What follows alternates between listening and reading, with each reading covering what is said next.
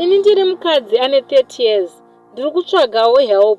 Ndakaenda kuZimbabwe kunorinyuwa passport yangu. Saka vabereki handina. Ndakakumbira tete vanogara muHarare kuti ndisvikirewo kumba kwavo, sezvo ndisina wandinoziva muHarare. Vasati vabvuma vakatanga vati, mave kutifunga nekuda kwekuti John yava kupera. But ini semunhu aidawo passport, ndakangoshinga, ndakatenga grocery. But ndakasvika pakukolekta passport, masaga emagrocery asina kuvhurwa. Vaitosaridza kutuma mwana kunokumbira mafuta panext door, but ndaiva ndatenga 3 liters emafuta.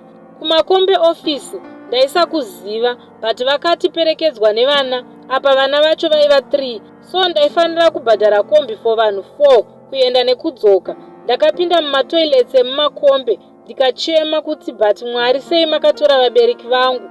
The night before ndisati ndadzoka kuSouth Africa, ndakamuka ndakagerwa vhudzi muhapwa nekumwe kwakavanzika. Pandakamuka ndakanzwa kurwadziwa muhapwa, pandakabata ndikanzwa mamax ereza also kunzvimbo kwakavanzika. Kwairakidza kuti ndainge ndabviswa vhudzi nereza, but ini I don't know kuti ndakapedzisira kushevha nereza rini. Ndinoshandisa no hair. Zvakadaro ndakangonyarara. Tava kubuda kuenda kurengi. Tete vakabva vati kugotwe ravo, sara uchitsvaira payadhi. Mangwana zvinozonzi takanokora tsoka dzevanhu. But ini ndakangonyarara.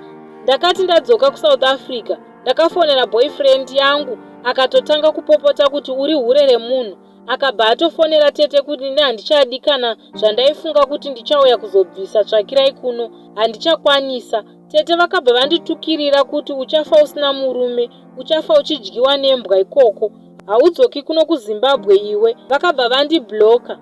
So nezuro ndakamuka ndakazara mapundu muhapwa nemaprivate parts angu.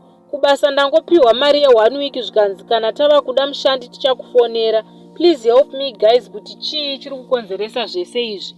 Ende futi ndianiwo angave akandigera vhudzi muhapwa mangu nemaprivate parts angu. Handichatozivi kuti chii chiri kuitika muupenyu hwangu.